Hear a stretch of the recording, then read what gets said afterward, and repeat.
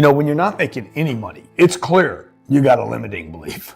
You're making 30 grand a year and that's all you can make, no matter how good you are, no matter how much you smile, no matter how much service you provide, no matter how early you get there, how late you stay, and you still make 30, there's a limiting belief, because everything would indicate you should be paid more. When you're making $1 million a year, you start thinking, I don't have any limiting beliefs. How to crack the code to one of your own limiting beliefs that's been holding you back from living the life that you want to live. And there's only one person that can crack the code to your limiting belief, and that's you. Who's going to make the money? Who is making the money? Who's got the money? Who wants the money? If you can follow the money, if you can figure out how the money is, what's happening, then you'll figure out a lot of the real stuff that's going on. I think I have a pretty deep understanding of what money actually is on a practical day-to-day basis because of PayPal. We really got in deep there. And right now, the money system, actually, for practical purposes, is really a bunch of heterogeneous mainframes running old COBOL. Everybody can be rich. So I believe the solution to making everybody happy is to give them what they want. Let's get them all rich. Let's get them all fit and healthy, and then let's get them all happy. Now, if they're educated all as hardware, software engineers, scientists, biologists, technicians, hard sciences, not the social sciences, we would all be done within 5 years. Robots would be doing everything from cleaning toilets to cooking food to flying airplanes to driving Ubers.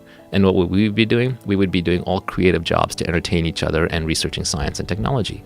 We would have wonderful lives. So it is really just a question of education, nothing else.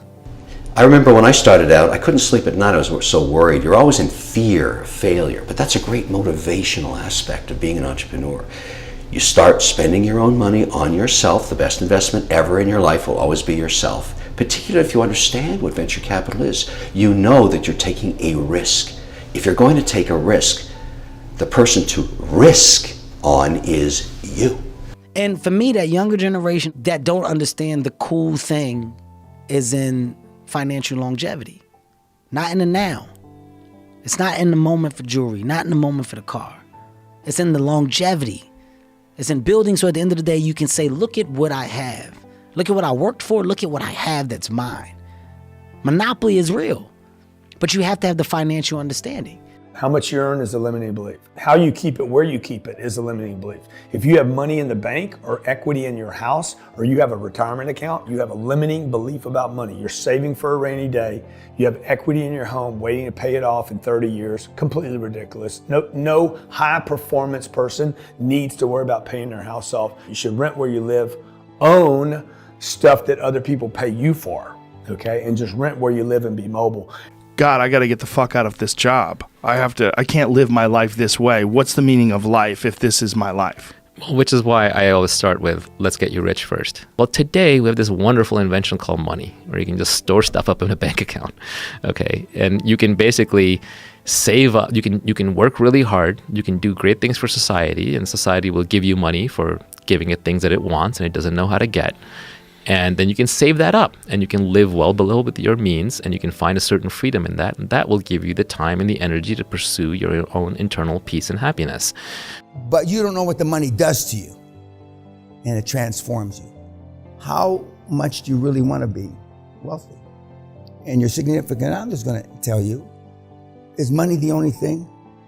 Isn't there more to life than money? And you better have an answer ready.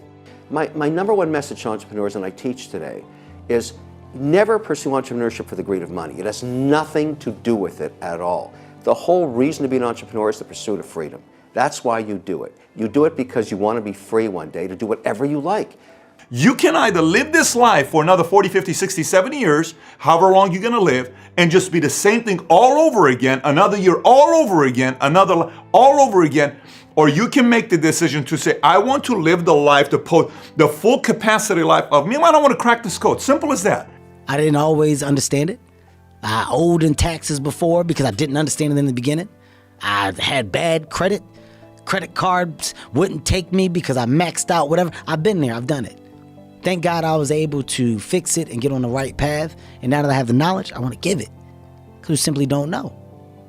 So when you say the end game is getting to a point where I've taken all the knowledge that I've been able to get over these years and really applying it and providing family wealth. Money. That's a big generational curse. You'll notice a trend. If you write the lineage, father, grandfather, how were they financially? Are you continuing that tradition as well, financially, good or bad? Why? Why do you think you also have to continue that? This is not to blame them at all. This is that eventually on the generational curse, the good news is it can be stopped, and it's normally stopped by one person that becomes the hero for the future generations of the family when that one person decides to stop a generational curse.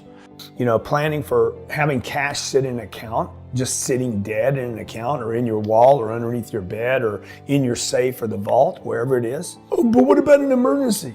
If your money's in the bank and the internet goes down, you won't be getting your money out. There's no getting the money. If you got it underneath your bed, what for? Like some of you are storing money in gold. Gold is a limiting money belief. You're like, oh my God, the world's going to come to an end. Gold will not help you out of the end of the world scenarios. Stranded on a tropical island, and you have $1 trillion. It's useless because there's no resource allocation. Money is a database for resource allocation, but there's no resources to allocate except yourself. So money is useless. You got to put the money where it can actually compound. Stick it in the stock market. It's going to go up and it's going to go down, but generally speaking, over a long period of time, you're going to make 6 to 8% on average, maybe 7%, which is much better than what you're going to get in that savings account, which is probably paying you less than 1%. You're having a hard time keeping your fingers out of it. So don't hide it under the mattress. Don't put it in your pocket. Put it in an account that's much harder to get it out of.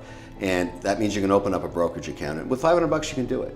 1.8 billion 8-ounce servings of Coca-Cola products sold every day. Now, if you take 1 penny and get 1 penny extra, that's $18 million a day. And 18 million times 365 is 7 billion, 3 less 730 billion, or $6,570,000,000. So annually, $6,570,000,000 from 1 penny. So those are the kind of decisions I like to make. And you may have an entirely different field of expertise than I would have, and probably much more up to date in terms of the kind of businesses that we're seeing evolve. And you can get very rich if you just understand a few of them and understand their future. I think money should really be viewed through the lens of information theory, and so it's kind of like an internet connection. Like, what's the bandwidth? Total bit rate. What is the latency, jitter, packet drop? Errors in the network, communication. Just think of money like that, basically. I think that's probably the right way to think of it, and then say what system, from an information theory standpoint, allows an economy to function the best. Diversification is also a limiting belief. Okay, now I know a lot of people recommend diversification, especially the people on Wall Street that benefit from you diversifying the most. They don't want you all eggs in one basket. But if you study the super wealthy, they took stakes. Once they got super rich, then they're like, okay, I own the railroads, the banks, and all the grocery stores. If you start a company, you start a business, you start a product, you start something that you think should make money, if it's not making money after 3 years, that never was a business, it was a hobby. And you got to take it behind the barn, you got to shoot it. Unless you want to just spend your time losing money. Because, great entrepreneurs, and I'm telling you, this happens to every entrepreneur, it's really happened to me, not everything works out. You got to try things, the first 2 may not work, the first 3 may not work, and then finally you get a winner. You keep trying, that's the whole idea. That's the journey of entrepreneurship. The biggest enemy about investing in yourself is yourself. If you're weak, you'll keep dipping into your savings to buy stuff that you shouldn't be buying, because you should let that money sit there and compound.